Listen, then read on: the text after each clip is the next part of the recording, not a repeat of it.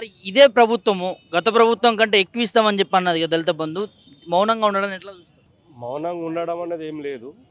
వాళ్ళు ఇస్తాన దానికోసం ఎదురు చూస్తున్నాం ఇన్ని రోజుల నుండి. అభయాస్తం కింద 12 లక్షలు ఇస్తా అంటే ఇగిస్తారు అగిస్తారని చూస్తున్నాం. ఫస్ట్ ఇచ్చిన 3 లక్షల గురించే ఇంత టైం తీసుకున్నారు. ఇక అది ఎక్కడ ఇస్తారు వీళ్ళు? ఇయ్యలేరు. ఓటర్లను దళితులను మభ్యపెట్టి వాళ్ళు కుర్చెక్కి మమ్మల్ని దళితులను మోసగిస్తాను. ఇది ఏ రోజుకైనా వాళ్ళ కుర్చీ కిందికి నీళ్ళు వస్తాయని వాళ్ళు తెలుసుకుంటలేరు. ఇంకా ఏ రోజుకైనా వాళ్ళ కుర్చీ కింద వాళ్ళ కుర్చీ దిగుడు ఖాయం. ఇది దళిత బంధు కింద ఇప్పుడు గ్రౌండింగ్ అయిన 3 లక్షల రూపాయలు తక్షణమే రిలీజ్ చేయాలి.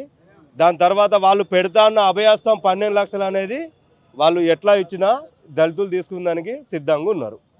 అంటే గత ప్రభుత్వం ప్రవేశపెట్టిన పథకం అని చెప్పి వీళ్ళు దాన్ని నిర్లక్ష్యం చేస్తారు అనుకోవచ్చా? అసలు దళిత బంధు వల్ల దళితులకు న్యాయం జరిగిందా? ఇప్పటి వరకు ఏ న్యాయం జరగలేదు. గత ప్రభుత్వం ఉన్నప్పుడు కొంతమంది జరిగింది. వీళ్ళు 12 లక్షల రూపాయలు అభయాస్తం కింద ఆయన కేసీఆర్ పెట్టిన దళిత బంధు అనేది తీసేసి ఏదే అంబేద్కర్ అభయాస్తం కింద 12 లక్షలు ఇస్తా అని చెప్పేసి అన్నారు. చాలా సంతోషమే అదే అట్లా ఇస్తే. కానీ అది కూడా ఇవ్వడానికి వాళ్ళు సిద్ధంగా లేరు. పేరు చెప్పిండ్లు వదిలిపెట్టిండ్లు, అంతవరకే వాళ్ళు చేసేది. ఇక మీరేం చెప్తారు సార్? అంటే ఇవాళ వాస్తవానికి దళితులకు అన్యాయం జరుగుతుంది అనుకోవచ్చు. దళితకు 100% అన్యాయమే జరుగుతూ ఉంది.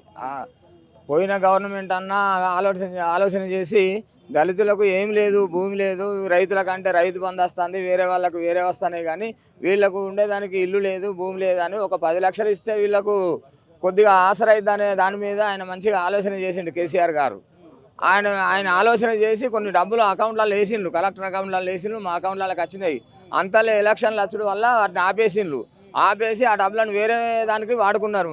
ఈ గవర్నమెంట్ వాడుకొని మమ్మల్ని ఇబ్బంది పెడతా ఉన్నారు. మీకేసిన డబ్బులనే వేరే వాటికి వాడుకునే మాకు మా అకౌంట్ల నుంచి తీసేసిండ్రు, ఓళ్ళ పెట్టిండ్రు. మా అకౌంట్లన్నీ ఓళ్ళ పెట్టి మా అకౌంట్లలో మీకు ఉన్నాయి, ఇప్పుడు రావు మీకు. ఇక మళ్ళీ గవర్నమెంట్ ఏదన్నా నిర్ణయం చేస్తేనే మీకు వస్తాయి, కానీ ఇవన్నీ రావని కలెక్టర్లు చెప్పేసిండ్రు మాకు. ఎంపీడీ వాళ్ళు కలెక్టర్లు చెప్పేస్తే మేము ఇక్కడ దాకా వచ్చి గౌరవ ఉప ముఖ్యమంత్రి బట్టి విక్రమార్క గారికి మేము మా గోడును చెప్దామని ఇక్కడికి వచ్చినాం. అప్పుడు గతంలో బీఆర్ఎస్ ప్రభుత్వం ఉన్నప్పుడు ఇదే కాంగ్రెస్ వాళ్ళు దళిత బంధు వల్ల అసలు యూజే అవ్వట్లేదు, ఓన్లీ బీఆర్ఎస్ కార్యకర్తలకే ఇస్తారు అని చెప్పారు. మరి గత ప్రభుత్వంలో దళిత బంధు ఏ విధంగా ఉండేది? ఇప్పుడు బీఆర్ఎస్ పార్టీలో దళితులకి ఇచ్చిందంటే ఈ గవర్నమెంట్ ఎట్లా గెలుసు? ఒక్క మాట, ఈ గవర్నమెంట్ ఎట్లా గెలిచి? దళితులంతా ఓట్లు వేస్తేనే కాదు ఈ గవర్నమెంట్ గెలిచింది. దళితులు ఓట్లు వేయలేదా ఈ గవర్నమెంట్కు? ఇప్పుడు వాళ్ళకే ఇచ్చని ఇప్పుడు మాకు కేటాయించిన పైసలు, ఆయన కేటాయించిన పైసలు వాళ్ళైతే గ్రౌండింగ్ చేసుకొని వచ్చిండ్రు కదా. ఊళ్ళ నుంచి ఎంపీడీఓ కలెక్టర్ గారికి ఇట్లా గ్రౌండింగ్ చేసి వాళ్ళని ఎంపిక చేసి పంపిన తర్వాత ఇప్పుడు వీళ్ళు అంబేద్కర్ పథకం పెట్టిండ్రు. ఇప్పుడు వీళ్ళు ఎంపిక చేసినప్పుడు ఎట్లా ఉంటుంది? ఇప్పుడు వీళ్ళు కూడా కొంతమందిని ఎంపిక చేస్తారు కదా, ఊరుకు మొత్తం ఇవ్వలేరు కదా ఎప్పుడైనా కానీ. అదే మేము అది చెప్పేది. గత ప్రభుత్వం కొంచెం డబ్బులు మీకు జమ చేసింది, కానీ వీళ్ళు వేరే దానికి వాడుకున్నారు.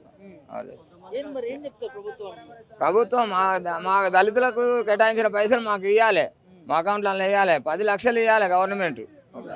ఓకే సార్ కదా. ఇది ఇక్కడ ఏదైతే దళితులకి కేటాయించినటువంటి దళిత బంధుకు సంబంధించి గత ప్రభుత్వము తీసుకొచ్చినటువంటి పథకాన్ని ఈ ప్రభుత్వం అమలు చేయకుండా మరి వీళ్ళు 12 లక్షలు కూడా ఇస్తామని చెప్పారు. మరి అది లేదు ఇది లేదు. గత ప్రభుత్వం వేసినటువంటి 10 లక్షలకు సంబంధించి ఆ విడతల వారిగా రెండో విడతకు సంబంధించి ఆ డబ్బులు కూడా జమ చేసిన నేపథ్యంలో ఆ మధ్యనే ఎన్నికలు రావడం, సో వాటిని ఈ కాంగ్రెస్ ప్రభుత్వం వచ్చిన తర్వాత ఆ డబ్బులను వేరే దానికి వాడుకుందని చెప్పి కూడా అక్కడ దళిత నాయకులు చెప్తున్నటువంటి సందర్భం చూస్తూ ఉన్నాము. అయితే క్లియర్ కట్గా దళితులకు ఇస్తామన్నటువంటి ఈ దళిత బంధు హామీ ఏదైతే ఉందో 10 లక్షలు కావచ్చు, దాన్ని పెంచుతూ 12 లక్షలు ఇస్తామని చెప్పింది కాంగ్రెస్ ప్రభుత్వం.